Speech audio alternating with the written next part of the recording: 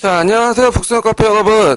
자, 오늘은 이제, 저번에 이제 이어서 4차 모의고사 이제 할게요. 4차 모의고사 1번 문제 볼까요? 자, 1번은 이제 뭐와 관련된 부분이냐면, 교수 요목기와 관련된 부분이에요. 그래서 이 교수 요목기는 미군정 시기 때 교육과정과 관련된 내용인데, 제가 이제 4차 모의고사 보충자료 1번을 좀 잠깐 보세요. 자, 교수 요목기의 이제 배경은 미군정이 미국에서 이제 실시하고 있었던 교수 요목이라는 교육과정을 따와가지고 우리나라에 이식시킨 이 교육과정이거든요. 그래서 이제 이때 이제 사회과라는 이름이 등장해요. 그래서 사회생활과라는 이름으로 지금처럼 역사, 지리, 공민 이렇게 편제되어 있는데 이 공민은 이제 일사과를 지금 얘기를 하고 있는 거죠. 자, 목적은 이제 민주시민의 교육. 민주시민의 교육은 지금까지 계속 이어지고 있어요. 예. 자, 편제를 보면요. 요게 이제 좀 예전에 시험 문제 나왔던 건데 국민학교는 5학년, 6학년 때 초보적인 국사, 통사를 배우고요. 중학교, 그러니까 중학교는 이제 그 당시에는 고등학교가 없었죠. 5년제였어요. 그래서 1학년 때는 동양사, 이웃나라 생활, 그 다음에 2학년은 서양사, 먼 나라 생활, 3학년 우리나라 생활, 그 다음에 인류문화사, 우리문화사 이렇게 이제 배웠는데 이웃나라 생활, 먼 나라 생활 등등등 이런 명칭들은 좀 외워두세요. 예전에 기출 예문에 나왔던 거기 때문에 또 언급될 수 있거든요. 자, 교과서는 검정제야. 검정제. 사회과나 국사과나 이렇게 검정제인데 우리가 이제 교수 요목기부터 이제 1차에서 2차 때까지는 또 국정하고 검정을 같이 했어요. 예. 그래서 우리가 보통 이제 3차 때 국정제라고 하는데 이미 예전에도 국정제가 있었고 검정제가 있었는데 그전엔 별로 그렇게 중요하지가 않아요. 왜 그러냐면 제도적으로 완비가 안 됐거든요. 그래서 제도적으로 딱 완비가 된 거는 3차 교육과정 때부터라는 걸 좀 기억을 해두시면 돼요. 그래서 이제 여기 보면 이제 한국사와 세계사 이제 내용이 있죠. 그래서 한국사 왕조 중시의 통사적 내용 구성이고 특히 고대사를 되게 강조했다. 예, 신민사관이 장준됐고 세계사 같은 경우에는 이제 그 밑에 보면 그 단원 밑에 그 주제를 설문식으로 제시하는 부분이 있거든요. 그래서 이제 문제 해결력을 이제 모색하는 건데 이것도 교과서에 있어요. 교과서 보면 이제 밑에 한 단원이 끝나고 프랑스 대혁명이 뭔가 물어보잖아. 이런 식으로. 예. 그래서 이제 이건 미국의 진보주의 교육에 영향을 받았다고 그래요. 예. 자, 그래서 이제 이런 특징들을 갖고 있다는 걸 좀 기억을 해두시면 되고요. 자, 그러면 1번 문제를 풀어볼게요. 자, 1번 문제의 발제 내용은 제가 이제 만든 게 아니라 이거는 그 당시 이제 교수 요목기 때 관련된 내용들 이제 우리나라 역사 넷에서 검색해서 제가 이제 찾아내서 이게 했거든요. 자, 이 책은 문교부에서 제정한 교수 요목에 의해서 초급 중학교 세치학교 학년에 모의 교과서를 편찬한 것이다. 이렇게 했거든요. 자, 그러면 여기에서 이제 모에 들어갈 내용이 뭘까요? 여기는 이제 우리나라 생활이에요. 우리나라 생활. 예, 우리나라 생활. 예. 그래서 이게 교수 용어기라고 알 수 있는 게 뭐냐면 거기에 고급중학이라는 말이 있죠. 고급중학. 고급중학은 지금 쓰지 않는 말이야. 그래서 이거 언제 때 썼냐면 교수 용어기 때 썼어요. 교수 용어기 때는 고등학교란 말이 없었죠. 그래서 이렇게 중학교, 고급중학 이런 식으로 이제 편성이 했는데 자, 이렇게 이제 내용도 있고요. 그 다음에 3번 문제를 좀 보면, 그 다음 보면 밑줄친 내용을 보면요. 자, 익힌 문제를 많이 넣어서 학생들 연구심을 돋구겠다. 자, 요렇게 들어간 변화 내용을 쓰시오. 이렇게 했는데, 이거는 정통적 강의 중심의 역사학습에 벗어나서 새로운 문제 해결 학습을 모색하려고 했고, 여기는 어디에 영향을 받은 거죠? 미국의 진보주의. 그래서 이제 그거는 교수 요목기 때는 아니지만 이제 미군정 초기 때 잠깐 우리가 이제 미군정이 이제 처음으로 공식적으로 인정받은 국사가 책이 있었죠. 국사고본. 거기에는 그런 게 없어. 그냥 뭐만 구성돼 있어요. 본문 내용만 쭉 구성돼 있어. 예. 그래서 이런 거가 좀 차별이 있다. 그래서 지금도 이제 교과서 같은 경우 보면 탐구학습 주제라든지 그다음에 여기 물어보는 것도 있잖아요. 그래서 문제 해결률을 높일 수 있는 그런 것들이 이제 도입됐다. 이렇게 이제 보시면 돼요. 그래서 교수 요목기와 관련된 그리고 교수 요목기 때 과목 명칭과 관련된 부분이 예전에 한번 기출 문제에 나왔으니까 파란 책에서 이제 봐가지고 정리를 좀 해두시고요. 자, 2번을 보죠. 2번. 다음 사례 명칭을 써보고, 아, 죄송합니다. 이거 많이 갔네. 목이 갔어요, 좀. 자, 다음 사례 명칭을 써보고, 길게 친구에서 알 수 있는 니은 왕의 대활동을 한 가지 제시해 보시오. 자, 여기 보면 을사년 해가지고, 이렇게 8월 12일, 영동대장구 백제 사마왕은 토왕, 토백, 토부모, 상하 200석 이하의 그 여러 갈래 문의에 신진을 매입하고, 능모를 만들기를 문서 작성에 명확한 증언을 삼는다. 이 내용이 있거든요. 이거는 이제 뭐와 관련된 거냐면 매직건하고 관련돼 있어요. 근데 이게 매직건, 예, 매직건과 관련된 거죠. 예, 매직건이라는 것은 뭐냐면 토지신에게 땅을 산다는 거야. 그래서 이제 중국에서 이제 건너온 거예요. 이것도. 그러면 여기에서 이제 알 수 있는 거는 이제 그 당시 토지가 뭐냐면 사유화됐다. 그래서 왕도 개인의 토지를 함부로 뺏을 수 없고, 그래서 이제 공공의 목적에 의해서 이제 토지를 획득할 경우에는 토지를 매입을 해야 되겠죠. 돈을 주고. 이렇게 해서 개인의 어떤 민전, 존재 같은 것들을 이제 알아볼 수 있는데, 자, 그러면 여기에서 이제 파악할 게 뭐냐면 기획층에서 이제 아까 니은의 왕의 활동을 한 가지 제시해 보시오 이렇게 있죠. 그럼 이 니은의 왕은 누굴까요? 무령왕이죠. 무령왕. 예. 그래서 이제 무령왕은 그 예전에도 기출문이 나왔지만 중국의 남조의 양의 사신을 보내서 국교를 강화시켰죠. 그래가지고 이제 이때 양나라 기술자들이 와가지고 만든 것이 벽돌무덤이에요. 그래서 이제 우리가 알고 있는 이제 그 송산 6호분이라든지 문영왕릉은 양나라 기술자들이 와가지고 만든 거고 중국식 무덤이죠. 예. 그리고 매직건을 뒤로 엎어버리면 뭐가 되는 거야? 지석이 나오죠. 지석. 그래서 이 지석에는 그 문영왕의 어떤 생물 연대 이런 것도 표시돼 있고 그 문영왕이 이제 어떻게 죽고 장사를 했는지 이런 것들도 같이 기록이 됐어. 근데 지석하고 매직건은 다른 거예요. 예. 같은 돌의 앞뒷면에 있다고 해서 내용이 똑같은 게 아니에요. 예. 그래서 이걸 좀 구별을 해두시고요. 그러면 여기에서 더 알아볼 게 뭐냐? 그 백제 왕과 관련된 내용이죠. 예. 그래서 백제 왕의 업적에 대해서 개까지 기출문제 나왔던 건데, 우리가 이제 백제 왕에서 이제 기출에 나왔던 게 뭐냐면, 그 동성왕, 문영왕하고, 그 다음에 저 뒤에 있는, 성왕, 그 다음에 이제 계로왕 국서와 관련된 계로왕, 이렇게 있는데, 자, 계로왕 국서 부분은 나중에 좀 살펴보기도 하고, 여기에서 이제 볼 게 동성왕이죠. 예. 동성왕은 신라와 결혼동맹을 맺었다. 결혼동맹 부분이 예전에 시험 문제 나왔어요. 그래서 결혼동맹 의미, 이걸 좀 파악을 해 두시고요.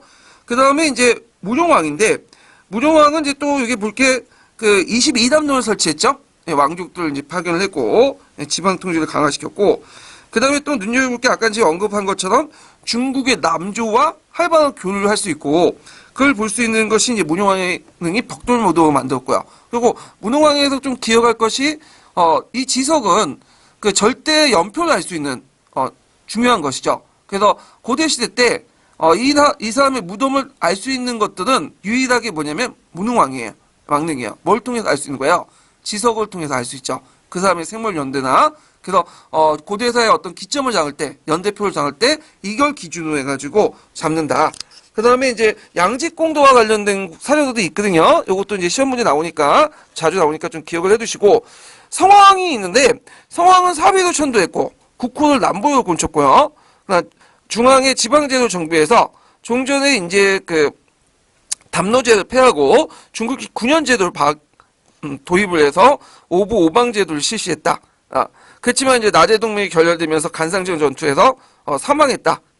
그래서 이 왕들의 업적들 좀 기억을 해두시면 될 것 같아요. 자, 그 다음에 3번을 보죠. 3번은 뭐와 관련된 내용이냐면 고려시대 과거제도와 관련된 거예요. 고려시대 과거제도는 이제 자주 나오는 부분인데, 자, 여기에서 이 홍패는 고려시대 어떤 시험에 합격할 때 주어진 것인지 말해보고, 당시 이 시험을 치르기 위한 자격 조건을 한 가지 쓰시오. 이렇게 했거든요. 자, 그래서 이제 장계라는 사람이 홍패인데, 자, 여기에서 이제 보면 이 사람이 그 진사를 급제를 내린다 하면서 그 밑에 쭉 간직령이 쭉 나와 있죠. 예. 그러면 이건 간직 진출과 관련된 거야. 그럼 본 시험이 뭐겠어요, 이거는? 이거는 예부시가 아니라, 아니, 그 동당감시. 예, 동단감시라는 걸 이제 알 수가 있죠. 자, 그래서 이제 이 동단감시라는 것을 쓰시면 되고, 그럼 예부시인 동단감시를 합격하기 위해서는 어떤 식으로 합격해야 돼요?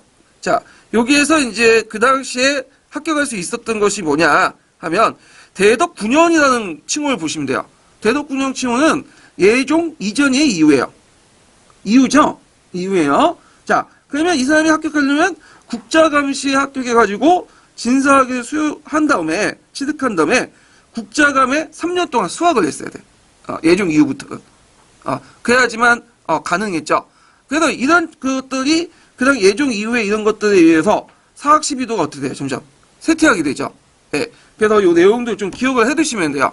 자, 그래서 이 고려시대의 그 과거제도 부분은 그 조선시대보다 더 많이 나와요. 그 절차나 이런 것들이. 그래서 이런 내용들 좀 파악을 해두시면 되고요. 자, 그 다음에 4번 문제 볼게요.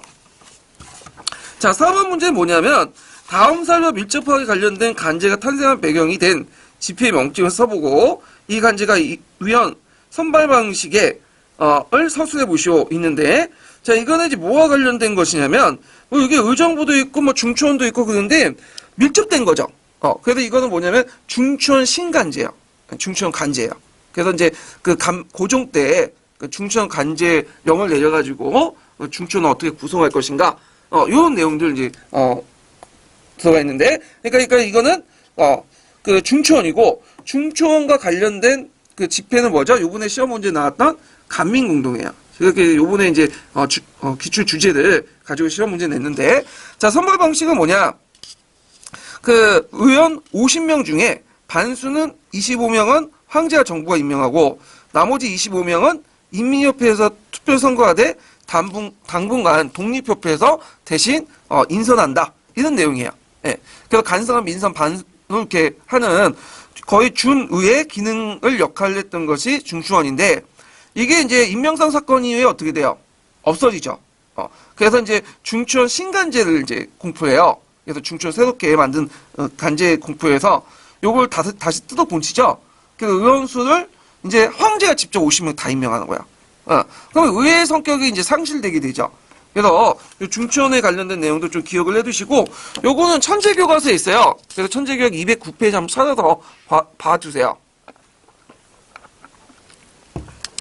자, 그래서 있고, 독립협회 부분은 시험 문제에 잘 안 나오는 부분인데, 강모개혁이 주로 나오는데, 독립협회가 나왔어요. 그래서 제가 독립협회 활동을 거기 1기, 2기, 3기, 4기 나눠가지고, 교재 그 보충 페이지 2페이지에 정리해놨거든요. 그래서 그거 좀 보시고요. 자, 그 다음에 이제 5번 문제 볼게요.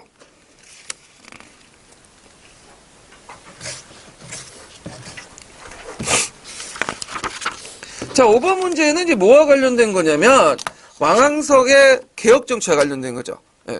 그래서 왕왕석의 개혁 정치는 시험 문제 자주 나올 것 같긴 한데 의외로 안 나오는 부분이야, 이상하게. 그래서 지금까지 뭐 한두 문제? 근데 이제 그 수능에서는 자주 언급되는 부분이야, 여기요. 예. 그래서 이제 왕왕석의 개혁 정치를 알 수 있는 게 뭐냐면, 모르면 뭘 봐야 된다고 예전에 얘기했죠? 그 밑에 있는 출처를 보면 돼요. 임천 문집. 인천은 왕왕석 호예요, 호. 예.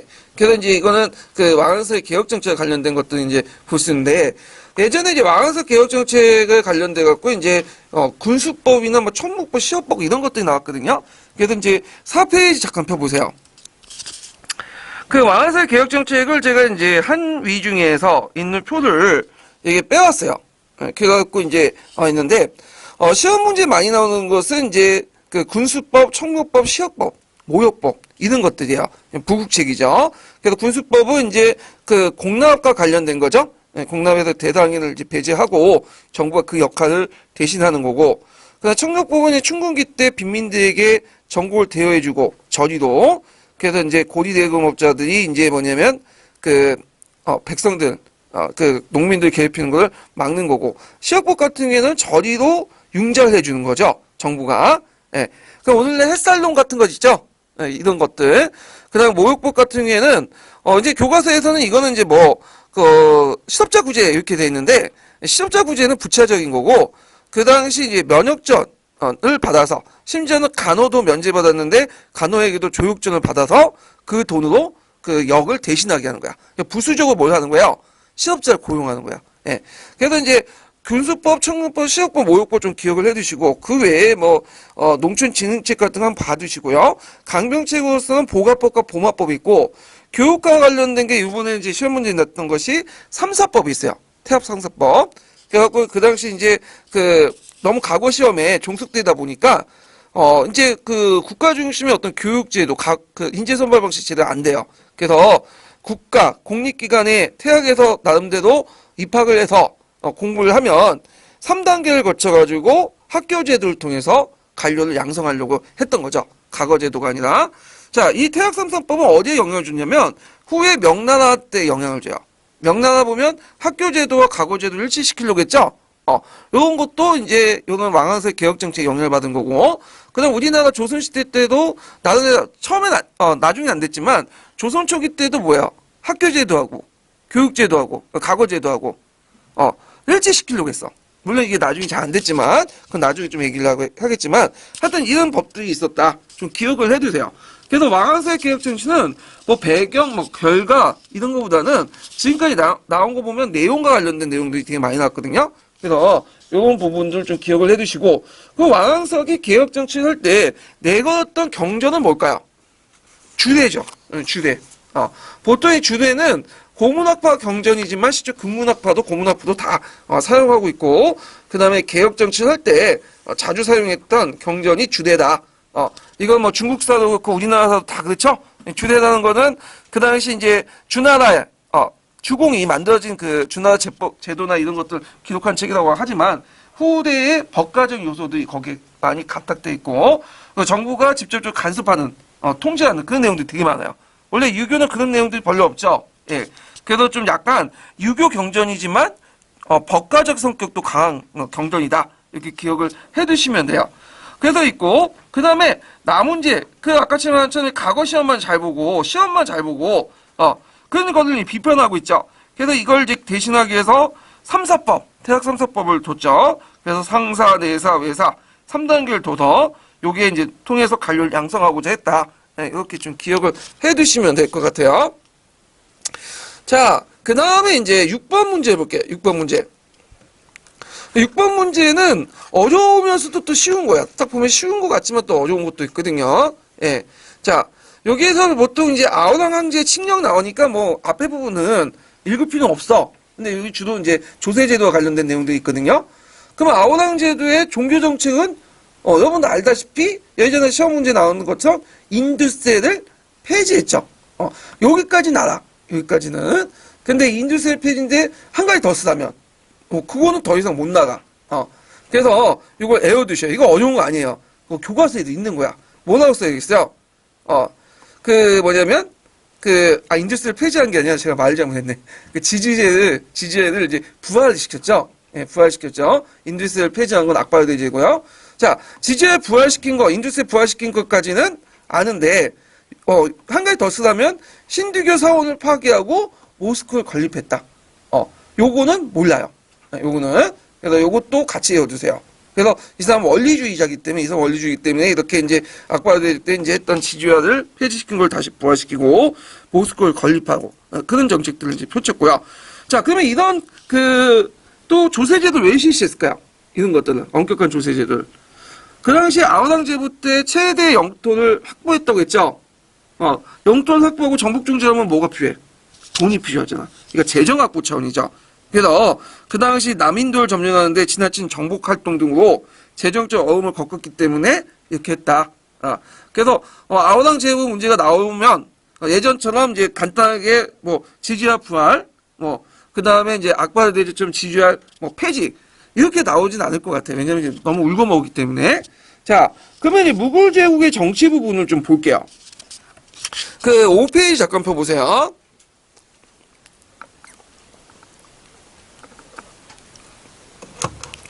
자, 바베르가 이제 무굴 제국을 세웠죠. 예전에 바베르와 이제 관련된 그 예문이 나왔고요.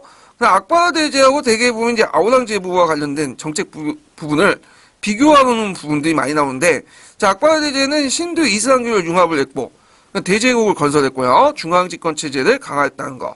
그 다음에 신두교와 이슬람의 융합을 꾀했죠. 그래서 이제 그 신도 이슬람 대립이 완전히 해소된 건 아니지만 난또 융합을 했다. 그렇지만 좀 대립은 계속 남아 있었다는 거죠. 그래서 그 밑에 보면 고위직 문호 개방, 조세제도 정비. 그 중에 이제 시험 문제 자주 나오는 거에 뭐냐면 인두세 폐지예요. 인두세 폐지, 지지야. 그러니까 유일신 강조해서 새로운 종교를 또 만들려고 했어요. 비록 잘 안 됐지만. 그 다음에 이제 여기 보면 토지 개혁도 하고 교육 활동도 이제 건장을 했다. 이렇게 기억을 해두시고. 그래서 6대 아우랑제부 같은 경우에는 이슬람 정통주의를 추구해서 그 전성기 때 최고 영토를 확보했고, 그렇지만 그것 때문에 이제 세금을 많이 걷었죠. 그리고 신도교를 탄압했죠. 그 아까 얘기는 인두세를 부활하고, 그다음에 이교도 사원과 학교를 폐쇄하고, 이슬람 개종을 요구하고, 결국에 곳곳에 반란이 나. 그래서 북쪽에서는 북쪽에는 나지푼드족이 반란하고, 그다음에 시크부 반란하고, 말라타 동맹을 반란하고, 결국에는 이제 힘이 약해지면서 쇠퇴하기 시작했다. 그래서 이거 인도사 할 때, 이제 무굴 정치할 때 이런 아쿠아대자 아우랑제부를 중심으로 해서 공부를 해두시고요. 그래서 요번에 제가 이제 예측을 한번 해보는데, 기타사 부분이 나올 것 같아요. 1번사 나오고 그다음 기타사거든요. 차례가. 그래서 기타사인데 예전에 딱 나오고 보니까, 아소카 왕이 나왔죠. 아소카. 그 다음에 건너뛰고 1번사 나온 다음에 뭐가 나왔죠? 이거 악바르와 대제가 나왔죠. 그러면 요거 건너뛰고 나올 부분이 어디냐? 딱 보니까 세포이야. 그 당시 기초에 나왔던 게 세포이거든요. 그래서 예측할 건데 제가 예언하는 건 아니에요. 예, 무당이 아니기 때문에 예측할 건데 주로 이제 어디 나오는 세포이가 좀 나올 가능성이 있지 않는가. 그래서 세포이 난을 좀 공부를 해두시는 것도 좋을 것 같아. 안 나올 수도 있어요. 예. 그래서 하여튼 이런 것들 좀 봐두시고 그 다음에 이제 7번을 볼게요. 자, 7번은 이제 뭐와 관련된 거냐면 독일 농민전쟁과 관련된 거죠. 그래서 이제 예전에 기출문제 나왔던 메빙게 12개조 관련된 독일 농민전쟁과 관련된 것인데, 자, 그 다음은 박교사 세계사 학습지 내용이다. 박교사의 기획에 주장한 내용을 세 가지 써보고 니은의 결과 후에 뉴토파 교육에 미친 영향을 서술해 보시오. 이렇게 했거든요. 자, 일단은 이제 기본적으로 메빙게 12개조 내용을 외워두셔야 돼요. 그래서 이제 보충 페이지 잠깐 몇 페이지를 보시냐면요. 6페이지 잠깐 펴보세요. 자, 거기에 이제 주장 내용들을 이제 보면, 일단은, 여기 이제 앞에 이제 이념적인 부분이 1번이죠. 예전에 시험 문제 나왔던, 극단적 복음주의, 그리스도 공산주의, 그 다음에, 이런 것들이 있고, 백년왕국술도 뭐, 거기 들어갈 수 있겠죠. 그 다음에 주장 내용들을 외워두셔야겠죠. 아마 주장 내용도 나올 수 있어요. 예전에. 예문 나왔기 때문에 농노제 교회세 폐지, 영주의 자의적인 사법권 제한, 지대 인하, 공동체 소속의 토지 재산의 한수, 자의적인 상속세 폐지, 성직자 종교 집회 선출. 한 12개 있는데 다 외울 필요는 없고 한 4개만 정도 외워요. 4, 5개. 그래서 외워뒀다가 시험장에 막상 쓰려면 또 기억이 안 나거든요. 예, 그래서 그 2개 많이 써봤자 2개 쓰라고 나올 거야. 그러니까 이제 끄집어내서 기억났던 거 끄집어내갖고, 쓰시면 될 것 같아요. 예. 이런 거 많은 것들은 그냥, 2, 3개 정도만 외워두시면 될 것 같아, 딱. 예. 자, 그 다음에, 매빙의 12개조고. 근데 이제 원래는 처음엔 뉴토가 그거에 대해서 상당히 좋게 봤죠. 예. 초기 농민들에게서. 근데 농민운동이 가격해지니까 이제 어떻게 돼요? 농민 비난하면서 뉴토가 농민 측의 지지가 상실돼. 그래서 원래 독일 남부 지역은 누트교에 다시 누트교는 이제 전파됐는데 독일 남부 지역이 다시 누구에 의해서 회복되죠? 카톨릭으로 회복이 돼요. 예. 그래서 독일 같은 경우 보면 독일 북부하고 남부가 문화가 완전히 달라. 북부는 누트교 신교도 문화고 남부는 뭐예요? 카톨릭 문화야. 좀 보수적이고. 그래서 이제 독일 통일하는 과정에서도 그런 것들이 좀 약간 있었죠. 예. 그래서 남부 독일 같은 건 따로 해가지고 이제 비밀조약 맺었잖아요. 그 다음에 이제 비스마르크가 중앙집 권한을 이제 강화시킬 때 남부 지역은 카톨릭 지역이다 보니까 반발이 많았어. 그러다 보니까 이제 이거에 반발해서 중앙당이 뭘 내세운 거야? 카톨릭 내세우고 교황 내세우고 그렇게 했잖아요. 자, 그래서 이런 거와 좀 관련돼서 이제 좀 보시면 될 것 같아요. 자, 그 다음에 이제 8번을 볼게요. 8번. 8번은 이제 남북전쟁과 관련된 노예 해방선언과 관련된 부분이에요. 이 노예 해방선언은 시험 문제 예전에 나왔던 부분이죠. 그러면 남북전쟁이 왜 일어났냐? 그걸 좀 볼게요. 자, 6페이지 펴보세요. 자, 교재 6페이지 보면 이제 남북정쟁과 관련된 내용들이 있거든요. 일단 사회구조적 차이가 있었죠. 남부는 대농장주들이 이제 있었고, 북부는 공장주, 상공업자, 자유농민이었고, 그래서 공장주 입장 볼 때는 그 노예보다는 자유민이 생산성이 높죠. 그러니까 노예방을 창설했던 거고, 그 다음에 이제 그 여기 보면 남부는 분권주의 경향이고, 북부는 연방주의고, 그 다음 남부는 자유무역, 그 다음에 북부는 보호무역. 그럼 자유무역을 왜 지지했을까요? 일단 그 당시 남부는 누구하고 밀접하게 관련돼 있죠? 경제적으로 영국과 관련돼 있어. 그러니까 영국은 그 당시 자유무역 정책들을 내세웠고, 그러니까 무관세 정책들을 했는데, 여기에서 보호무역 정책을 하면 이게 좀 반대되는 거잖아. 영국의 어떤 갈등을 불러일으킬 수 있고, 그리고 이제 자기들이 농기구나 이런 것도 수입할 때도 자유무역하는 게 좋죠. 이런 것들을 이제 감안해갖고 했던 거고, 북부는 보호무역을 왜 주장했을까요? 보호무역을. 자, 미국은 후발 자본주의 국가잖아요. 그러다 보니까 이제 뒤늦게 시장에 참여하기 때문에 영국이나 이런 선진 자본국과 싸울 수가 없어. 그러니까 자국 시장을 보호해줄 필요가 있겠죠. 그래서 보호무역을 주장했다. 그래서 이제 남부와 북부주의의 갈등이 그 당시 그 권력구조와 또 관련돼 있어요. 미국 같은 경우에 대통령 선거할 때 선거인단 뽑아가지고 하죠. 그래갖고 이제 각 주의 상원 2명과 인구 비례의 하원들 합쳐갖고 선거인단을 구성하잖아요. 그래서 어디가 북부주냐 남부주에 따라서 북부주냐 남부주의 정책적 어떤 이해관계가 달라져. 그렇기 때문에 이제 이게 상당히 중요한데, 그래도 이제 그 미주리 협정도 좀 기억을 해두셔야죠. 그래갖고 이제 그 당시 미주의주가 노예주의를 할 것이냐 자유주의를 할 것이냐 가지고 남북 갈등이 발생된 후에 타협본 곳이 미주리 협정이에요. 그래서 미주리 협정 내용도 미국사에서는 중요해요. 그래서 최근에 이제 그 유도백 근현대사 관련된 내용들 보면 독일사가 많이 나오지만 가끔씩 미국사도 많이 나오거든요. 그래서 요번에 이제 나왔던 프렌치 인디안 전쟁도 엄밀히만 하면 유럽사가 아니에요. 유럽사도 이제 포함되겠지만 또 엄밀히만 하면 어디도 포함되어 있죠? 미국사도 관련돼 있어. 예. 그래서 미국사 부분도 좀 같이 보시고, 그 다음에 거기 밑에 이제 다음 장에 보면 캔자스 레브라스카 법도 있죠. 요 법도 미국사에서 항상 강조하는 법이거든요. 그래서 이 법에 의해서 이제 공화당이 창당이 됐어요. 그래서 이 그 캔자스 네브라스카의 사건 때문에 공화당이 이제 창당이 되는데, 원래 공화당은 노예를 반대하는 당이죠. 흑인들이 지지했던 정당이야. 근데 나중에 1960년대 들어오면서 이게 바뀌었죠. 그래서 이제 정치세가 바뀌면서 거꾸로 됐는데, 원래는 공화당이 이제 노예제를 폐지하는 과정에서 등장했고, 그 다음에 이제 여기 보면 링컨이 이제 당선되니까 그거에 대해서 이제 남북전쟁이 나죠. 그래서 링컨이 이제 전쟁 중에 공포됐던 것이 뭐냐면 그 지금 문제 사조였던 그 노예 해방 선언이죠. 그래서 한번 좀 문제 볼게요. 8번 문제 보면 다음 선언의 대외적 영향을 서술해보고 당시 밑줄친 지역이 원했던 통상정책의 방향과 이유를 서술해보시오. 요거는요. 자, 그러면 대외적 영향은 어떤 영향이 있을까요? 이거는 일단 국제 여론이 북부에 유리하게 전개되어 있죠. 예, 국제 여론이. 예.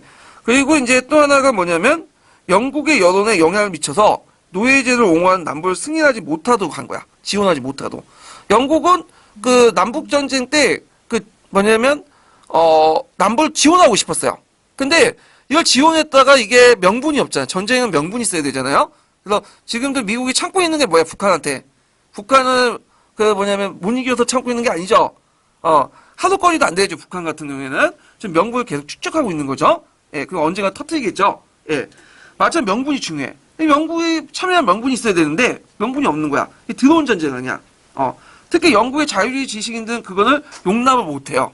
노예 제도를 옹호하기 위해서 남부를 지지해줬다. 뭐 이런 것들이 통하지 않는 건데, 이게 이제 북부 같은 경우에 이런 걸 선을 통해서 영국의 자유주의 지식인들을 자기 표 다 만들어 놓은 거야. 그러니까 영국 정부는 북부를 물론 그렇다고 북부를 뭐냐면 지지해주는 건 아니지만 그렇다고 남부를 지지하지 않는, 그러니까 중립 정책을 계속 유지시키는 그런 중요한 역할을 했다. 이렇게 좀 기억을 해두시면 되고, 그럼 내부적인 영향은 어떻게 될까요?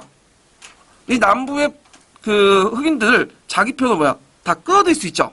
예, 그런 것도 있다라는 걸 좀 기억을 해두시면 될 것 같아요. 자, 그 다음에 이제 아카소, 텍사스, 루이지애나, 미시시피, 애달베나, 자 이런 주들 한번 다 들어봤죠. 예, 이건 남부에 있는 주들인데, 그럼 남부 정책 그 통상 정책의 방향이 뭘까요? 자유무역을 원했던 거죠. 이 사람들은. 왜? 값싼 공산품의 수입이나 이런 것들, 영국 간의 관계를 통해서, 요게 공산품들은 주로 어떤 걸까요? 농기계, 이런 것들을 말하는 거죠. 자, 그래서 이런 내용들 좀 같이 기억을 해두시면 될 것 같아요. 자, 그래서 있고, 그 다음에, 예전에 한번 링컨과 관련된 문제가 또 나왔어요. 역교론에서. 역교론 나왔던 게 뭐죠? 그, 링컨이 그 더글라스 판사가 그 사람한테 이제 편지를 보내는데, 노예제도를 지지한다고 그러잖아. 또 한편으로는 뭐죠? 요 노예 방송을 통해서 노예를 또 제대로 폐지하는 그런 내용도 있잖아요. 양면적인 모습이 있죠. 근데 이걸 어떻게 해석할 것이냐? 그 문제 나왔죠? 그래서, 링컨은 기본적으로 어떤 사람이에요? 노예 해방론자예요? 노예 폐지론자예요?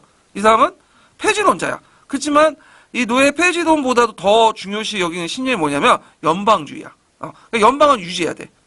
그래서 노예 폐지는 일종 연방을 폐지 여부는 연방이 유지냐 아니냐에 따라서 결정이 된 거죠. 그래서 더글라스 판사한테 보낸 거는 아직 남북전쟁 전이니까 남북을 끌어들이려고 이렇게 말을 한 거고, 이 노예제에 관련된 것들은 노예제 폐지 선언했던 거는 그렇게 함으로써 남북전쟁을 빨리 종식시키면서 연방을 다시 재통일할 수 있기 때문에 그렇게 얘기한 거죠. 자, 이런 것들 염두에 두시고 이제 보시면 되고요. 제가 이제 잠깐 이제 책 소개를 좀 해드리면, 어저께도 책을 좀 소개시켰는데, 사전을 읽는 미국사라는 책이 있어요. 네. 그래서 예전에 그 뭐냐면, 존 헤이의 그 문호개방 정책 있죠? 네, 문호개방 정책. 그 분이 동국대 미국사 전공 분인데, 그분도 같이 썼어. 그 내용이. 그래갖고, 그 내용도 있고, 그 사료도 되게 잘 돼 있거든요? 네, 그래서 같이 뭐 시간 되실 때 한번 봐주세요. 예. 저도 이제 문제 만들 때, 그 교과서 사료가 좀 부족해요.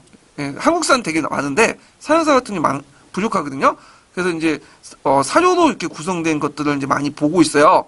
근데 참 잘 되더라고요. 그래서 문제 많이 이렇게 씌워놓고 그러는데 한번 시간 있을 때 한번 봐두시고요.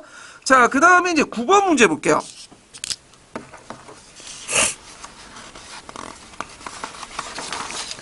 자, 9번 문제는 이제 뭐와 관련된 내용이냐면 중요성의 원리와 관련된 거죠. 중요성 원리. 그래서 중요성의 원리도 한 2년마다, 3년마다 한 번씩 나오는 건데, 자, 이 중요성의 원리는 크게 세 가지 측면이 있죠. 하나가 학문적인 측면, 또 하나가 학습자 측면, 또 하나가 사회적, 측면인데, 학습자 측면과 사회적 측면이 잘 안 나와. 지금까지 예전에 2차 기출문제 때, 그때 잠깐 언급되고, 대부분 뭐가 나오냐면, 학문적인 측면의 중요성 원리가 나와요. 예. 그래서 중요성적 원리를 이제 보면, 되게 도구적 중요성, 학문적 중요성 안에는 본질적 중요성, 현재의 가치, 과거의 가치 네 가지가 있는데 특히 많이 나오는 건 도구의 중요성과 본질적 중요성이죠. 도구적 중요성하고 본질적 중요성. 7페이지 잠깐 펴보세요. 자, 도구적 중요성, 본질적 중요성인데 도구적 중요성은 이제 후의 사건이나 오늘날 우리 생활에 미치는 영향력이 큰 사건을 말하고요. 본질적 중요성은 그 자체 가치는 갖고 있는 본질적 가치 때문에 중요한 거죠. 그러면 이제 시험 문제 많이 나오는 게 이제 뭐냐면 이게 도구적 중요성인지 본질적 중요성인지 이걸 구별하는 문제들이 나오거든요. 그러면 본질적 중요성 구별 못해요. 너무 추상적인 거기 때문에. 근데 도구적 중요성은 구별이 되죠. 그 뒤에 뭐가 있죠? 영향. 뭐뭐에 영향 미쳤다. 그럼 무조건 도구적 중요성이야. 그럼 나머지는 뭐겠어요? 그러면 본질적 중요성이죠. 반대로. 그래서 그 밑에 보면 프랑스 혁명하고 4.19 혁명 관련된 내용들을 도구적 중요성과 본질적 중요성 예문이 있어요. 이거 외워두세요. 그래서 이제 그 프랑스 대혁명과 관련된 그 내용은 또 예전에 시험 문제 나왔던 거예요. 그래서 프랑스 대혁명에 대해서 얘기할 때 도구적 중요성과 본질적 중요성 써라. 이런 것도 있으니까 좀 외워두시고요.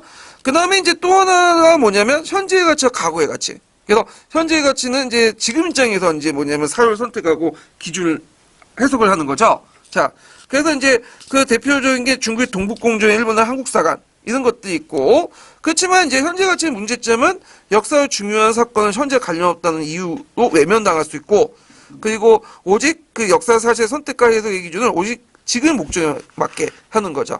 그래서 이제 현재의 가치를 강조하는 것은 이제 사학사에서 주로 어디냐면 간념론자들이야. 예. 그래서 간념론자 보면 이제 콜링우드나 크루체 이런 사람들은 과거의 기준을 보는 게 아니죠. 현재의 가치를 가지고 역사를 해석하잖아요. 그래서 이 사람들이 항상 말하는 내용이 뭐야? 모든 역사는 현재 역사다. 모든 역사는 현대사다. 이렇게 얘기하잖아요. 자, 그 다음에 이제 뒤에 넘어가서 이제 볼 게 뭐냐면 과거의 가치야. 과거의 가치. 그래서 이 과거의 가치는 과거를 위해서 과거를 연구하는. 그러니까 과거가 어떤 것인가, 팩트가 무엇인가를 밝히는 거예요. 그래서 이제 이것도 문제점이 있죠. 현대인들에게 의미 있는 통찰력을 제공하지 못한다. 대표적인 과거의 가치를 이제 강조했던 게 뭘까요? 랑케의 문헌 고증사학이죠. 예. 그래서 이제 만약에 현재의 가치, 과거의 가치, 그 다음에 도구적 중요성, 현재적 중요성 하면 어떻게 해야 되죠? 그 비중을 선택하려면 동시에 다 존중을 해줘야 된다. 이렇게 쓰시면 돼요. 그래서 두세 개 나열해놓고 그 중에 뭘 할까요? 하면 동시에 강조해야 된다. 적절한 균형성을 맞춰갖고 얘기를 해주시면 되고, 그 밑에 이제 버스턴의 중요성 기준이 있어요. 최근에는 잘 안 다루고 있는데 이 부분이 예전에 객관식 기출문제 나왔거든요. 그래갖고 이제 그 뭐 생활의 어떤 부분이 다른 부분에 중요하다면 우리 습관적으로 나오는데 이건 본질적 중요성의 원리고, 영향이 미치냐 적냐 작느냐에 따라서 또 도구적 중요성의 원리. 이런 것들에서 버스턴의 중요성 기준이 있다. 이렇게 좀 기억을 해두시면 되고요. 자, 그러면 이제 문제를 이제 풀어볼게요. 9번 문제. 자, 여기에서 이제 보면 중요성의 성장 기준 중에 기억의 문제점 한 가지 제시해 보시오. 이렇게 했거든요. 자, 여기에 만주 영역을 영구히 중국 영토 편입하는 의도가 엿보인다. 이거는 동북공정과 관련된 내용인데, 현재의 가치와 과거의 가치예요, 지금. 이거는 현재의 가치죠. 그래서 현재의 가치의 문제점을 쓰시면 돼요. 그래서 실용적 역사를 빠져서 역사적 사실과 선택의 해석 기준을 오히려 목적에 대한 적합성을 가지고 찾고, 현재와 관계없이 역사적 자체로서 중요한 사실을 외면할 수 있다. 이런 것들 두 가지 쓰시면 되고, 자, 그 다음에 가의 명칭을 써보고 그 니은의 문제점을 쓰시오. 이렇게 했거든요. 그래서 여기에서 박 선생님 뭐의 중요성에 접근하시는 거 같네요. 그럼 앞에 있는 보면 그 당시 고구려인들은 중국과 다른 독자적인 천황을 가지고 있고 과거 사람들의 생각을 하고 맞지 않습니까? 과거 사람들의 생각하고 맞지 않습니까? 근데 어떤 가치에 입각해 쓴 거지? 이거는 과거인들의 생각을 가지고 오죠. 과거의 가치. 이렇게 쓰시면 되고, 자, 이 문제를 볼 때 도구적 중요성, 본질적 중요성 같이 봐야 된다. 이 내용 있죠?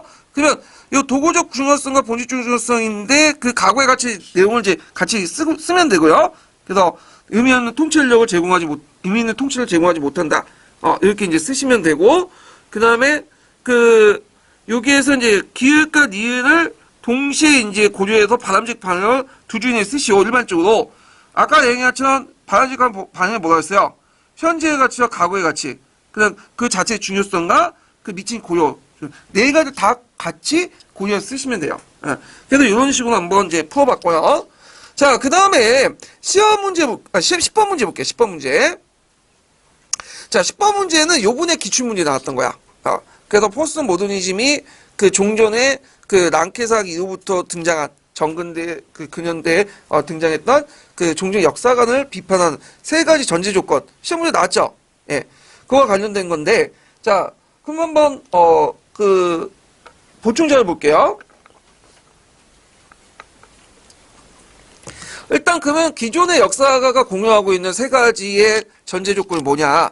첫 번째는 과거의 실제에 대한 진실을 탐구하겠다는 역사 연구의 목적에 의문을 제기하고, 두 번째는 엄격한 사료 비판을 통해서 객관적 서술을 추구한다는 역사 연구 방법의 회의를 느끼고, 그다음 역사 설명에는 계기적 인과관계의 기원에 대한 탐구 비판 이런 것들이 있는데, 두 번째, 세 번째는 첫 번째의 구체적인 내용이에요. 그래서 이게 뭐냐면 여기에서 실제라는 말 있죠. 실제. 여기 실제가 있는데 실제하고 그 다음에 실제는 이게 똑같은 말이에요, 다른 말이에요. 다른 말이에요. 이거는 실제 일어났다는 거는 눈에 보이는 감각기관에 보이는 형상적인 것을 말해. 눈에 보이는. 근데 실제라는 것은 뭐냐면 현상 이면에 그 밑에 있는 깔린 원리, 법칙 이런 것들을 말한 거죠. 법칙이나 이런 것들을 실제라고 해요. 얘는 가변적인 거고 이건 보편적인 거야. 그럼 여기에서 실제를 바탕으로 해서 뭘 한다고 했죠? 진실을 탐구한다는 거죠. 이게 실제고 이거 실제가 뭐야? 진실을 얘기하는 거야. 눈에 안 보이지만 그 밑에 움직이는 원동력을 파악하는 거야. 그러면 일단 이제 이런 걸 파악하기 위해 첫 번째 작업이 뭐겠어요? 사료를 분석을 해야겠죠? 사료를 분석해야지 거기에 왜 일어나는 거, 뭐, 그 어떤 사실들이 일어나는가, 이런 것도 알 수 있는 거잖아요? 그러면 이 실제를 알기 위해서 사료 분석 필요해. 일단, 객관적인 어떤 사료 분석이 필요하잖아요? 그러면 요걸 알았어, 이제. 팩트를 알았어. 그럼 그 팩트 밑에 있는 뭔가 원인이나 법칙이나 어떤 것들을 탐구해야 되잖아. 실제적이고 진실적인 모습을. 그러면 요걸 탐구하기 위해서는 우린 뭘 따지죠? 원인 따지고, 뭐, 계기 따지고, 맨날 그러죠? 그래서 책을 보면 뭐, 무신정변이 일어나면 무신정변이 왜 일어났냐? 배경 얘기하고, 프랑스 때문에 왜 일어났냐? 원인 따지고, 어떤 계기를 통해서 뭐, 어떤 사건이 일어났냐? 맨날 이런 거 따지죠? 요걸 이제 실제라고 해요. 진실이라고 하고. 그러면 여기에서 이제 이 세 가지의 기본 전제에 대해서 뭐야? 포스트 모더니즘은 다 부정을 한 거야. 그 이제 부정하는 그 첫 키워드 이론이 뭐냐면 텍스트론이죠? 자, 여기에서 이제 얘기한 것처럼 그 역사 대상이라는 건 다 텍스트, 언어로 적혀 있기 때문에 해석이죠. 그래서 이거는 있는 그대로의 사실 기록하지 않고 실제로 인식하지도 못하고 다 어떤 거죠? 하나의 그 일어난 행위보다는 그 담론적 질서에 불과하다. 그래서 이런 그 전제 조건 자체가 첫 번째 조건 자체가 담론적 질서는 뭐예요? 어떤 팩트를 얘기하는 게 아니라 자신의 어떤 신념 이데올로기에 의해서 포장된 언술 행위를 말하는 거야. 담론적. 그래서 담론적 질서 밑에는 항상 뭐가 개입되어 있냐면 지금 권력 관계가 개입되어 있죠. 그래서 어떤 특정한 사실 정확하게 인식하지 못하고 어떤 언어를 통해서 왜곡돼서 인식하는 그런 것들이 이제 있고. 자, 그 다음에 두 번째는 이제 아까 이제 실제를 어떻게 해석하려고 하냐. 그래서 엄격한 과거 기술 그 사회 비판을 통해서 이렇게 할 수 있다. 우리 객관적 팩트를 알 수 있다. 그렇지만 이것도 이제 마찬가지 뭐죠? 언어는 뭘로 구성되어 있죠? 주관적인 어떤 의미로 구성되어 있죠. 그래서 이런 모호성, 복합성, 다의성, 주관성 때문에 어떤 과학적인 엄밀한 과학성이나 객관성 거리가 멀다. 이렇게 있고요. 그 다음에 이걸 포함해서 그 밑에 있는 실제, 진실된 모습을 알 수 있을까 없을까요? 왜냐면 원인과 계기, 기원 이런 것들은 실제로 역사에 존재하지 않는다는 거야. 다 누가 만드는 거야? 다 역사가들이 생각해서 만드는 거야.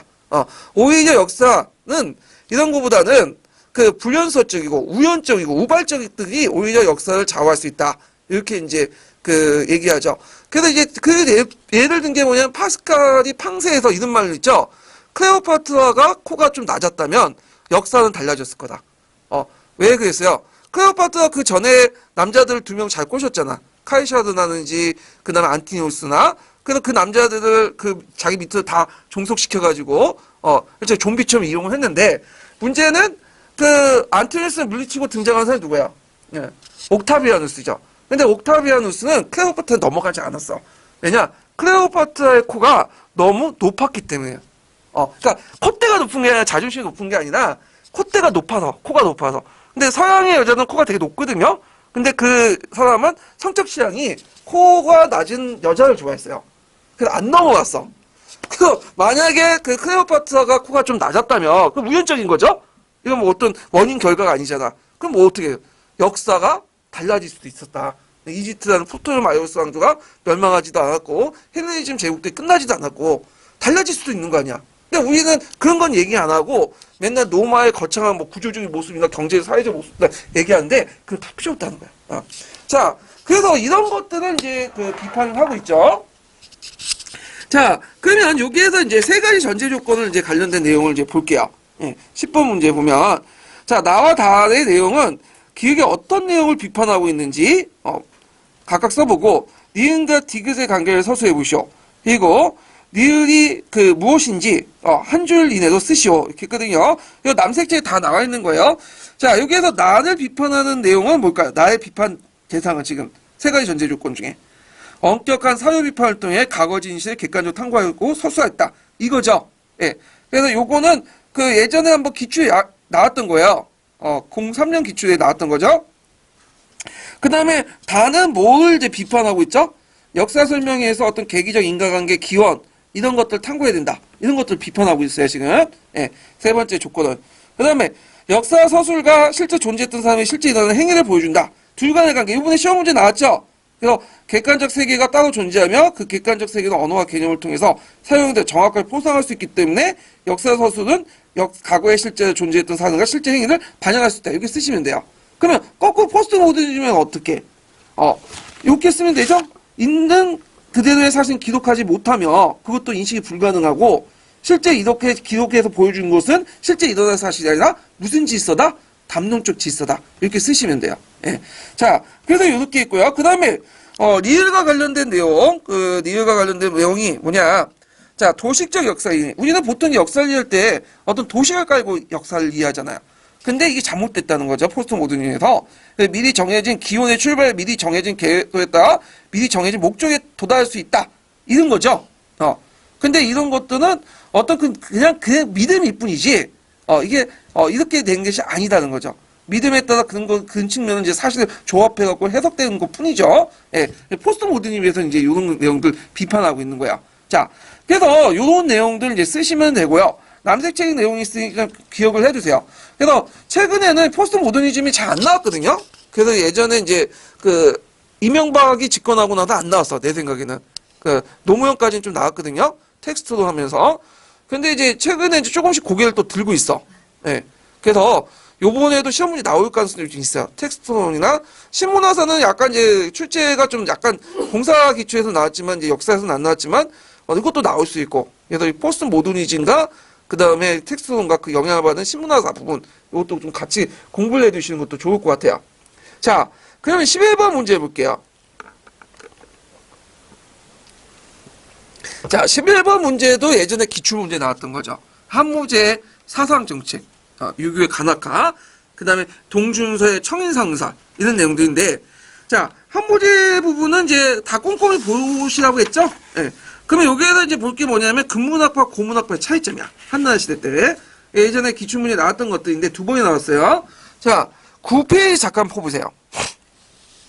자, 근문학파, 고문학파의 논쟁이 이제, 전환시대 때에서 후한시대까지 쭉 있었는데, 그건 이제 배경을 보면, 진시황의 풍서백류로 인해서 위축된 선진유학. 그러니까 선진유학은 이제 진나라 이전의 유학을 말하죠. 원시유학을 말하는 거예요.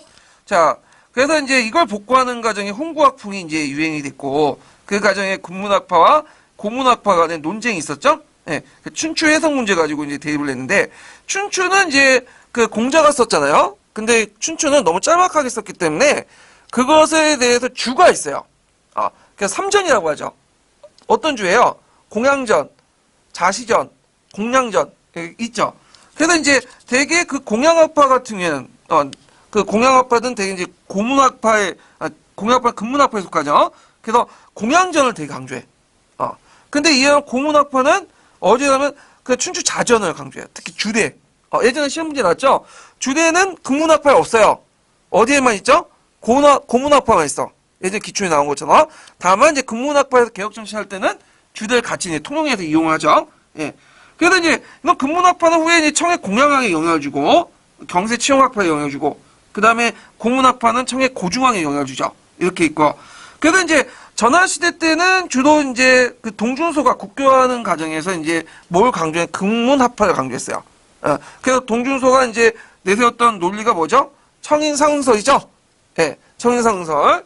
예전에 기출문제 나왔던 거고. 신라라 때는 고문학파 다시 그 부흥한 다음에 좀 우대를 받았고, 그쵸? 후한시대 다시 근문학파에 있다가 후한 중후기에 넘어가면서 이제 고문학파가 이제 부각이 돼요. 그래서 이제 나중에 국문권과 고문경을 능통했던 사람입니다. 대표적인 사람이 정현이라는 사람이거든요. 그래서 이 사람은 고문학파를 중심으로 해서 근문학을 통합해갖고 고중학을 만들었어. 고중학이 아니라 훈구학을 만들었죠. 예. 훈구학은 엄밀히 말하면 고문학이야, 근문학이야. 고문이에요, 고문. 동진시대 이후부터 이제 형성되기 시작하니까. 그래갖고 이제, 이것이 이제 근문의 요소가 약간 플러스되는 그런 것들이죠. 자, 근데 근문학파가 이제 고문학파 이제 가는 과정 논쟁이 나는데, 후한시대 때 그 논쟁을 정리했던 것이 방고가 쓴, 뭐죠? 백호 간의 논쟁을 정리한, 백호통이라는 책이 있어요. 백호통이. 그 책 이름 좀 외워두시고요. 근문학파의 문제점은 뭐냐면, 한나라 시대 때 그 유교의 신부지하를 가속화시키는 거야. 그래서 이제 참의설이라는 말 들어봤죠? 참의설. 그래서 유교 경전을 이용해서 일종의 예언사상으로 이용하는 거야. 우리가 이제 풍수지휘서를 풍수도참을 해갖고 예언사상을 이용하는 것처럼 이런 식으로 이제 신비주의화 시켜요. 그래서 이거에 대해서 비판 흐름들이 등장하죠. 후한시대 때. 그래서 대표적인 사람이 왕충의 농영이야. 아니, 농영의 농을 쓴 왕충이죠. 왕충의 사상 꼭 기억을 해두세요. 중국 공산당에서는 되게 강조되는 사람이야, 이 사람이. 유물론자로서 상당히 각광을 받고 있는 사람인데, 그래서 이 사람은 청인상설이나 뭐 사후 인간 정신을 부정하고, 그 다음에 이제 이런 것도 있고, 왕부의 장부론이나 죽장통 뭐 이런 사람도 거의 비슷한 얘기를 했죠. 자, 그래서 그러면 한번 문제를 풀어볼게요. 11번 문제. 자, 그 가에 들어갈 말 쓰고 기업과 관련되어 중시된 경제는 명칭을 써보시오. 그리고 니은의 내용을 서술해보고 우리의 통치체제의 의의를 한 줄 이내에 기술해보시오. 이렇게 했거든요. 자, 여기에서 가에 들어갈 것은 뭐냐. 자, 현랑가에서 무슨 논했죠? 대책이란 걸 논했죠. 현랑가 여러분들 아시죠? 그래갖고 이제 보통 이제 한걸 이선제를 실시했잖아요. 그때 과목이 세 가지가 있었어. 뭐예요? 현랑, 그 다음에 수재, 그 다음에 또 하나가 이제 그 호영가거든요. 그래서 현랑가는 이제 주로 이제 천재지변이나 이런 걸 할 때 대책문을 올려가지고 그걸 보고 이제 뽑는 그런 제도인데. 자, 그 다음에 이제 춘추학인데 춘추학으로서 제일 강조된 경전이 뭐죠? 춘추공양전이죠. 춘추공양전. 예, 이렇게 쓰시면 되고. 그다음 청인상언서 관련된 내용은 예전에 시험 문제 나왔죠?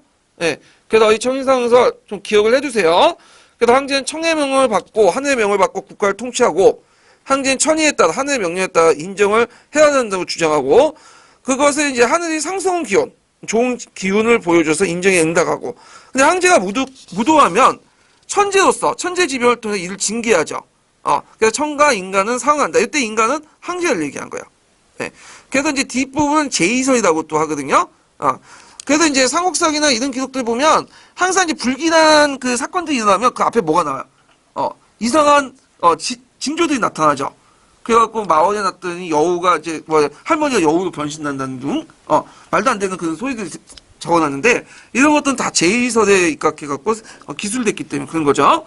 자, 그럼 무죄의 통치체의 의의 예전에 한번 시험문제 나왔죠? 어떻게 쓰셔야겠어요?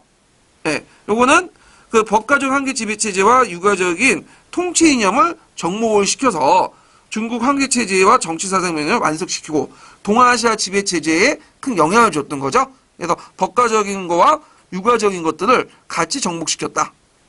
그래서 이제 왕도와 패도를 같이 정복시킨 거죠. 이걸 왕패잡도라고 또 예전에 기출문제 나왔던 거고.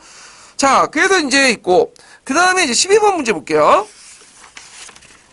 자, 12번 문제는 이제 뭐와 관련된 부분이냐면 찬탁과 반탄 논쟁과 관련된 거야. 그래서 이제 요것도 자주 나온 기출 주제에 관련된 내용인데, 자, 여기에서 이제 쭉 내용이 있는데 항상 이제 여러분들 보시면 이 출처를 보셔야 돼. 자, 여기 출처가 뭐야? 민주주의 민족정선이죠. 그 주로 민전이라고 하죠. 민전은 뭐 하는 단체요? 이 사람들 자익들이 모여가지고 찬탁을 했던 단체들이죠. 네, 찬탁을 했던 단체들이에요.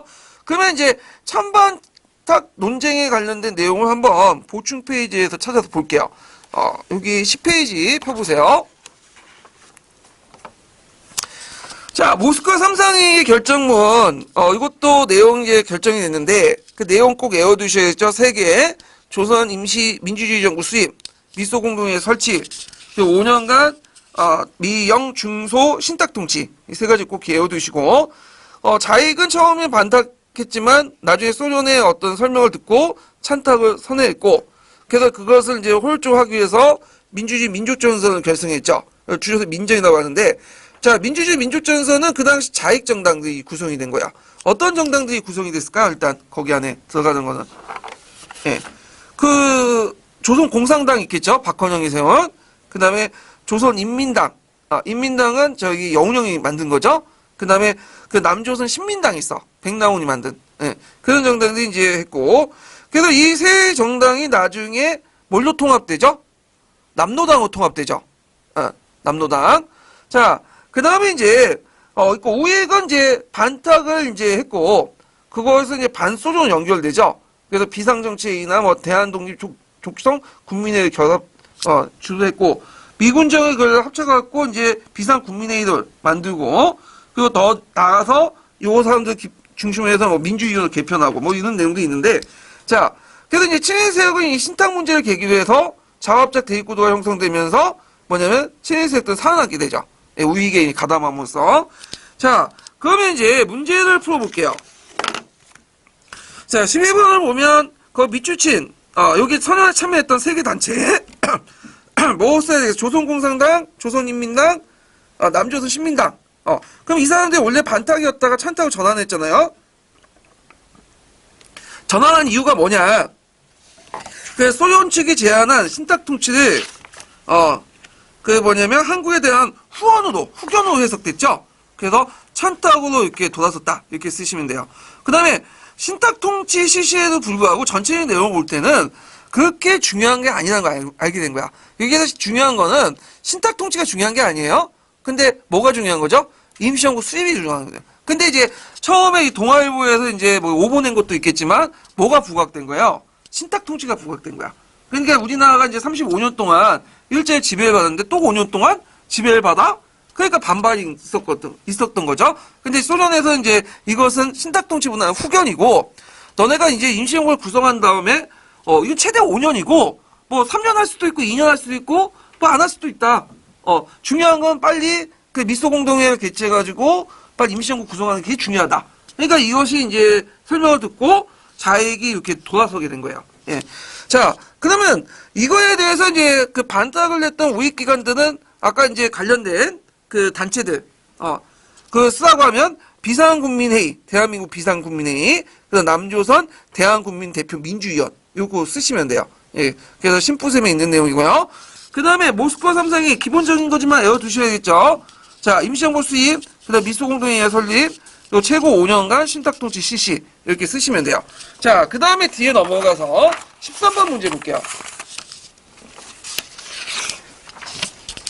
자, 13번 관련된 내용은 이제 뭐와 관련된 내용이냐면, 영락제와 관련된 거예요. 영락제. 정난해변과 관련된 내용이죠. 그래서 이제 그 영락제와 관련된 내용이 이제, 예전에 몇 번 나왔어요. 정난해변도 이거 관련된 기출문제고요. 그래서 요번에 이제 시험 문제 나왔던 게 홍무제죠.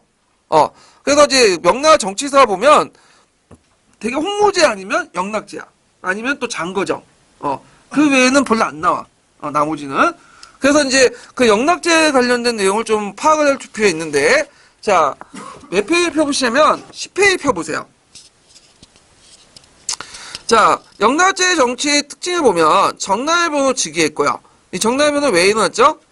그 당시 이제 그 홍무제가 자기의 왕자들을 왕실의 울타리에 삼는다고 병벌을 배치시켰잖아요. 그래서 이제 군사권도 갖게 했는데, 나중에 이제 등장한 건무제들이 자기의 아버지, 그러니까 숙부들이죠. 숙부들을 이제 가지고 있는 군사권을 폐하려고 해. 삭번 정책을 하니까 그에 반발해갖고 이제 그 당시 영락제가 정난이란 이유로, 그러니까 정난은 뭐야?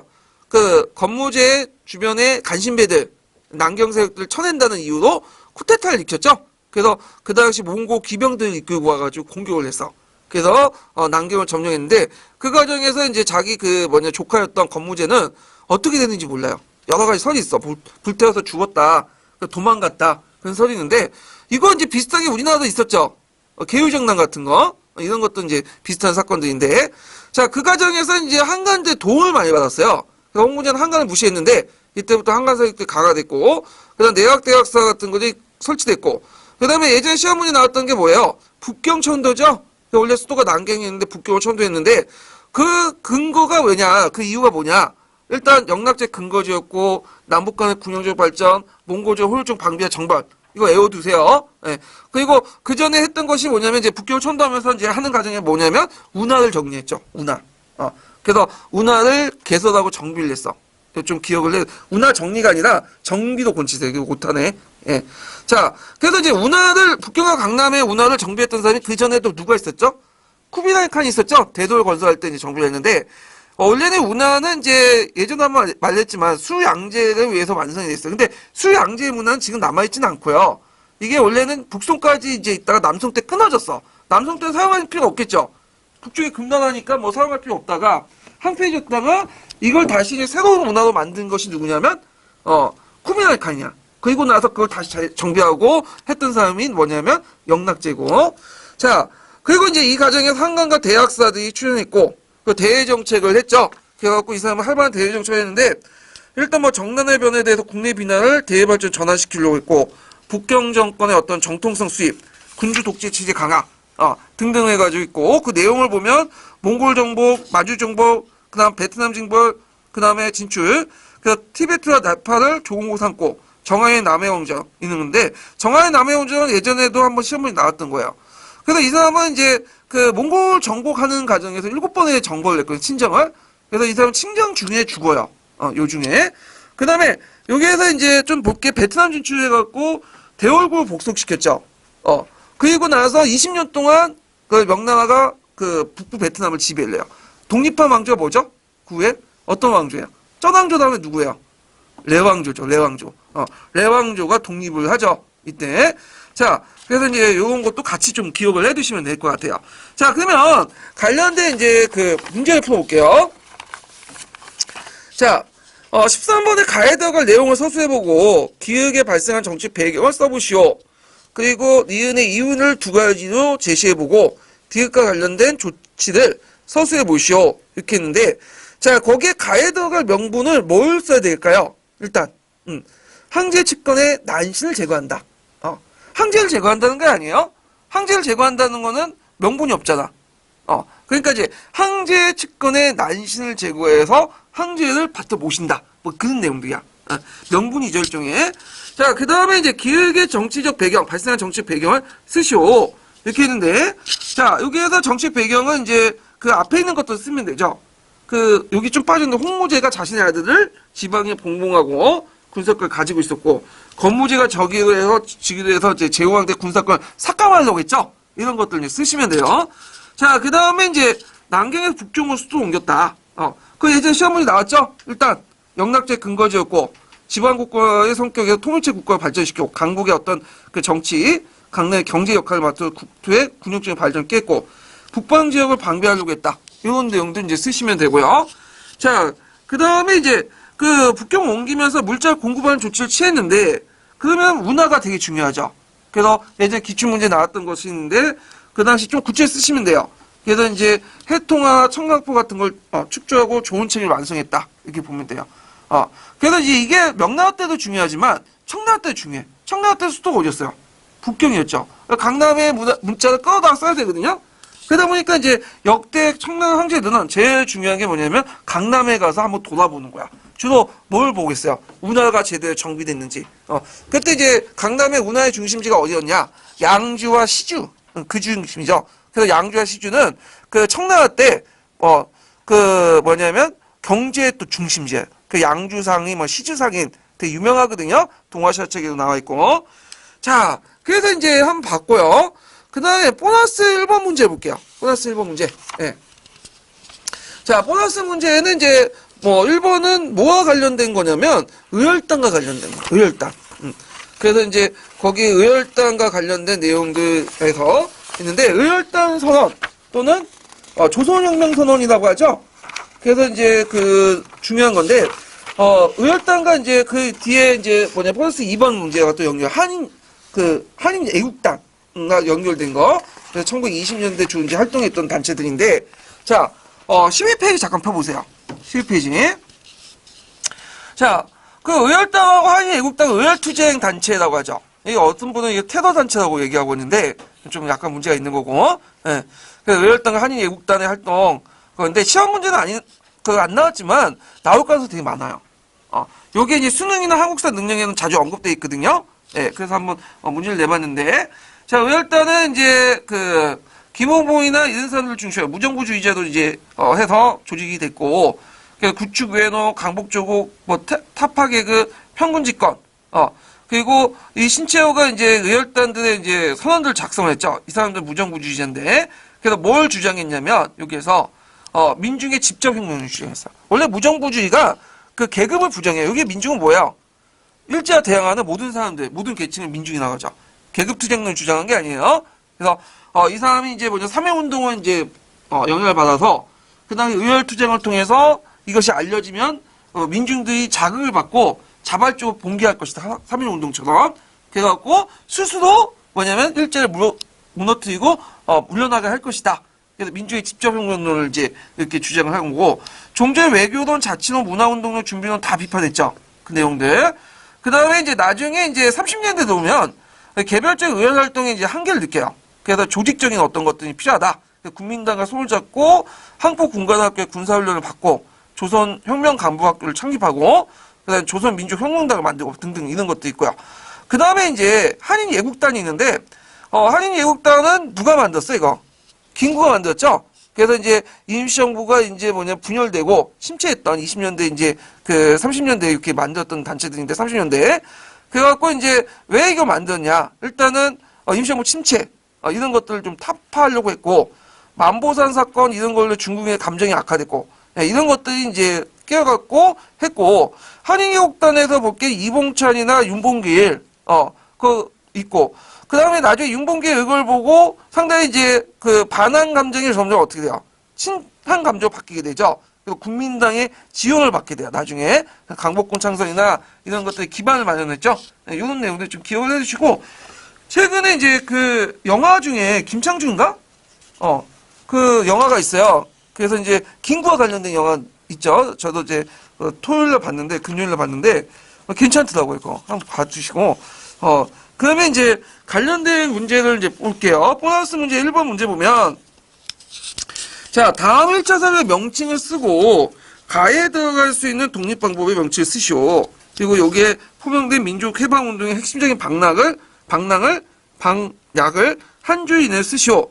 자 이거는 1차 사회 명칭 의열단선언 또 조선혁명선언을 쓰시면 되고 독립운동은 외교론 외교독립론 이렇게 이제 쓰시면 되고요. 그 다음 핵심적인 방락은 이제 이게 민중의 직접 폭력 혁명 이거 쓰시면 돼요. 민중의 직접 폭력 혁명을 전개했다 이렇게 쓰시면 돼요. 자 그 다음에 이제 2번 보너스 문제 2번을 보면 자 여기에서 이제 요거는 이청용 누굴까 일단 딱 보니까 여기는 이 사람은 물병을 던지고 했는데 이 사람은 윤봉길이죠. 윤봉길 의사가 이제 그 상하이 홍콩 공원에서 이제 의거한 것을 얘기하는데 1932년에 자 이라는 사람이 이 밑줄친 사람이 소속된 단체는 어딜까요? 한인예국단 이렇게 쓰시면 되고요. 그 다음에 이제 그 결성 배경 그래서 임시정부의 침체, 일제 감시와 탄압, 자금과 인력의 부족도 적극 테러 활동을 통해서 임시정부의 어떤 그 활기를 주기 위해서 한 거고 그 다음에 이제 그 테러보다는 의열 활동이라고 했는데 제가 원문 그대로 쓰다 보니까 이제 이렇게 쓰는데 자 만보산 사건 있죠? 네, 만보산 사건을 계기 위해서 중국인들의 어떤 반한 감정이 되게 많았어요. 네, 그래서 이런 것들 타개하려고 했고 자 그 다음에 이제 밑줄친 사람의 의거의 성공이 독립운동 진영에 미친 영향을 두 가지 쓰시오. 대한민국 임시정부에 대한 중국의 원조, 중국 국민당의 정부의 원조 이런 것들 쓰시면 되겠죠. 자 그 다음에 14번 문제 볼게요. 14번 문제. 자, 14번 문제는 이제 뭐와 관련된 내용이냐면, 로마 시대 때 기독교와 관련된, 기독교 정책과 관련된 거야. 그거 예전에 한번 기출에 나왔던 것들인데, 자, 11페이지 잠깐 펴보세요. 보충 페이지. 그래서 로마 기독교 그 정책 관련된 내용을 보면, 초기에 박해를 받았죠? 그 박해원이 두 가지 예전 시험에 나왔어요. 황제 숭배 거부, 병역 거부 원인. 예. 그 다음 후기 때 밀라노 실령을 통해서 공인을 받았고요. 그리고 테오도시오스 황제 때 국교화됐죠. 그리고 이제 거기 박해하는 황제 중에 우리는 네로만 알고 있는데 최대 박해자는 네로가 아니에요. 디오클라티우스 황제 때요. 그래갖고 이제 교인들의 집회를 금지하고 교회와 집회를 파괴하고 성경과 제사인들 소각하고 등등등 이렇게 했어. 이 디오클라티우스 황제는 이제 그 당시 로마가 위기에 빠졌던 이유를 뭐라고 해석했냐면 정통신의 분노 때문이다. 그 기독교인들이 그 정통신을 숭배하지 않고 자기 종교만 강조하고 하다 보니까 로마의 정통신으로부터 분노를 받아서 이 로마가 위기에 빠졌다. 이렇게 생각을 한 것 같아요. 그래갖고 이제 탄압을 했는데 예전에 이와 관련된 문제들이 객관식 기출 문제 한번 언급돼 있었고요. 자, 그다음 콘스탄티누스 대제는 이제 자기가 집권하는 과정에 기독교 세력의 도움을 받았기 때문에 밀라노 칠령을 공포했죠. 그래서 그 밀라노 칠령 내용 좀 외워두세요. 신앙의 자유를 주고 기독교에게 법적 권리, 교회를 조직하는 권리를 보장해주며 몰수한 제사를 다시 기독교인들에게 복귀시키는 그주 있고요. 그 다음에 이제 그때 니케 공회를 개최했죠. 그래서 거기에는 뭐 여러분도 알다시피 아유스파는 2단으로 배척했고 그리고 아타네시우스는 3.1채소를 채택했다. 테오도시오 황제 때 국교화됐고 등등등 이런 것들을 좀 같이 외워두시면 되고요. 그러면 관련된 이제 문제를 풀어볼게요. 자, 다음은 로마 시대 기독교 관련 자료이다. 가에 들어갈 내용을 두 가지 그 서술해보고 그 로마 시대 때의 기독교가 탄압받았던 이유를 두 가지 말해보시오. 그리고 그 논쟁을 종결시키기 위해서 이제 그 논쟁의 결론을 얘기해보고 이 결론을 다시 확인했던 공예의 명칭을 쓰시오. 이렇게 했거든요. 자, 거기에 이제 가에 들어갈 말은 뭐라고 써야 될까요? 가에 들어갈 말은. 자, 가에 들어갈 말은 그 당시 이제 콘스탄티누스 황제의 디오클라티누스 황제의 박해와 관련된 거죠. 그 종교를 믿는 자의 박해 내용을 쭉 쓰시면 돼요. 그래서 이제 서계에 있는 내용처럼 교인의 집회를 금지하고 교회와 집회소를 파괴하고 성경과 제기 인도 및 소각을 명하고 신자로부터 모든 간접을 박탈하고 등등등 이런 것들을 쓰시면 되고 그 다음에 이제 거기에 보면 논쟁의 그 결과 논쟁의 그 박해 이유는 뭐가 쓰냐면 예전에 기초에 나왔던 거죠. 두 가지 황제 예배를 거부하고 그 다음에 병역 기부 태도를 보였기 때문에 그렇게 쓰시면 되고 자 논쟁의 결과는 뭘 써야 되겠어요? 이거는 아리우스파의 이단원 규정에서 아타누시파 3일체설을 재확인했다.